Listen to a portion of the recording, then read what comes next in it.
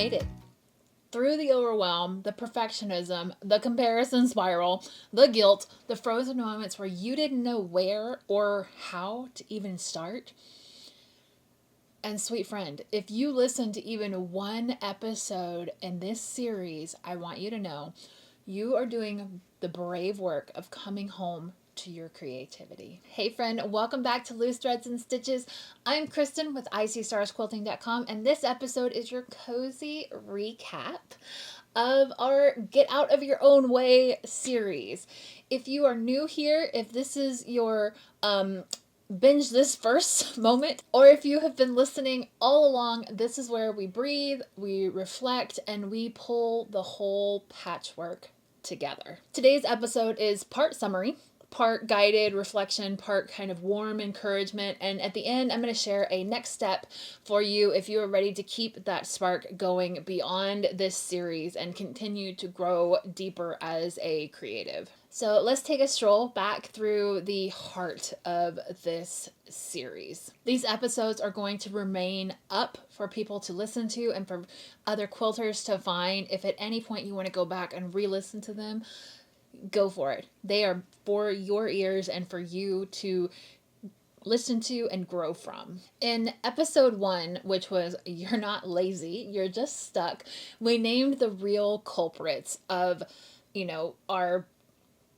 let's just say, moods, okay? The burnout, the creative fatigue, and the mental clutter that can keep you frozen. We gave language to the stuckness because naming it is step 1 in untangling everything. And the takeaway from that episode is you're not broken. You are full of unmade art, and that beautiful creative artist, she's still in there. In episode 2, we talked about perfectionism and it being a sneaky little liar.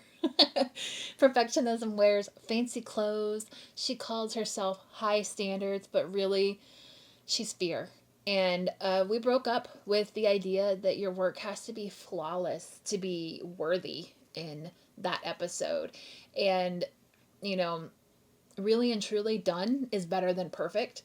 And honest is much better than polished. In episode 3, we talked about the comparison trap. We looked at what happens when social media becomes a mirror that distorts instead of reflects. And we reminded ourselves that highlight reels are not reality, that you are not behind in your quilting journey at all.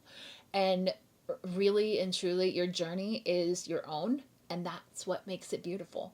There are no roadmaps in this quilting journey. There's no roadmaps that says what you can and cannot do. In episode 4, we talked about fabric fear and decision paralysis. We talked about how choosing fabric can honestly feel terrifying sometimes, not because you yourself are indecisive, but because you care. Sometimes too much. Let's be honest.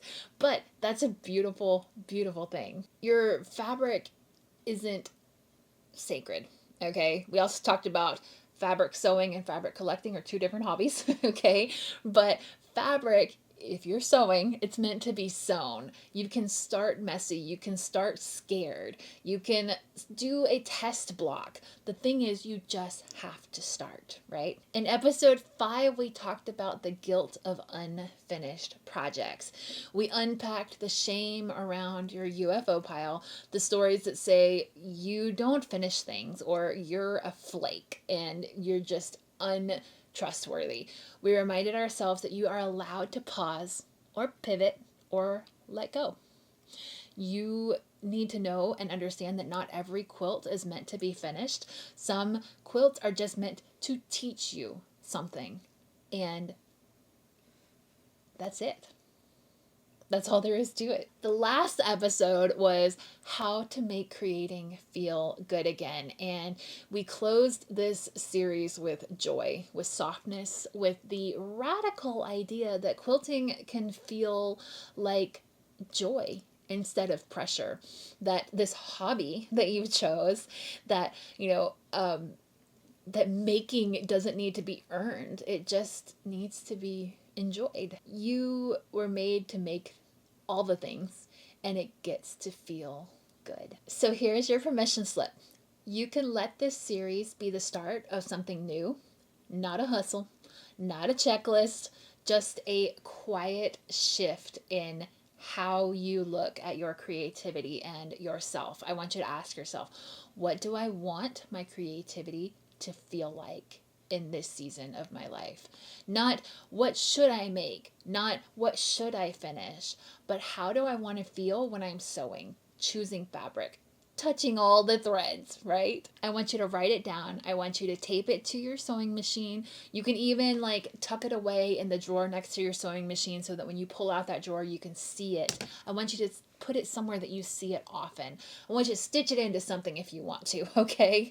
But I want you to look at it and use it as a reminder, okay, to yourself, what it is that you want your creativity to look like. And if this series resonated and you want to go deeper into these ideas, I wrote a book last year that takes all of this and goes even deeper.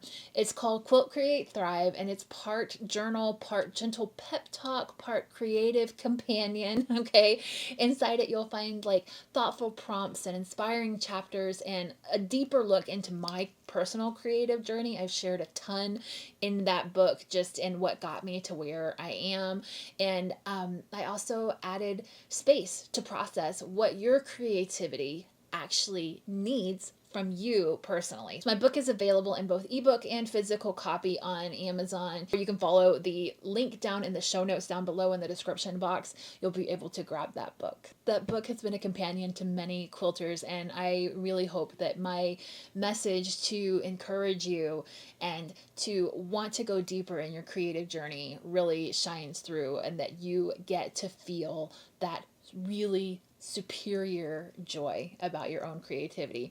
So whether you are burned out or you are just looking to reconnect with your why, this book, it's a safe space to begin again. Thank you so much for following this series, for showing up, for trusting me with your heart and your stitching story. It means the world to me that I get to share these ideas, these thoughts, and these conversations with you through this podcast format. You are not behind. You are not broken. You are not lazy by any means.